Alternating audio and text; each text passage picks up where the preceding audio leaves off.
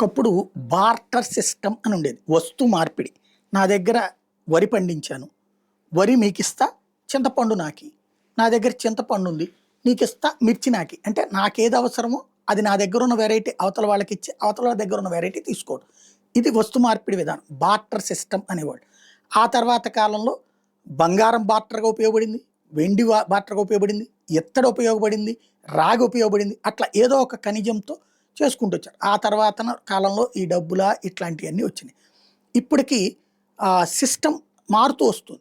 ఇదివరకటి రోజుల్లో క్యాష్, ఆ తర్వాతన డాలర్స్ రిజర్వ్స్, ఆ తర్వాతన బంగారం రిజర్వ్స్, వెండి రిజర్వ్స్, ఇవన్నీ రిజర్వ్స్. బట్ ట్రాన్సాక్షన్‌కి వచ్చేటప్పటికి ఏటీఎం కార్డులు, యూపీఐ పేమెంట్స్ ఈ దశ దాటిపోయి బిట్‌కాయిన్ పేమెంట్స్ వైపుకి వెళ్తున్నటువంటి పరిస్థితి ఉంది. అందుకనినే ఆ రంగంలోకి అడుగుపెట్టేసింది గూగుల్. బిట్‌కాయిన్‌కి సంబంధించినటువంటి బిజినెస్‌లో 5.4% స్టేక్ తీసుకుంది. బిట్‌కాయిన్ మైనర్ సిఫర్ మైనింగ్ సంస్థ దగ్గర నుంచి బిగ్ టెక్ ప్లస్ బిట్‌కాయిన్ అన్నటువంటి స్టేట్మెంట్లు ఇస్తున్నారు.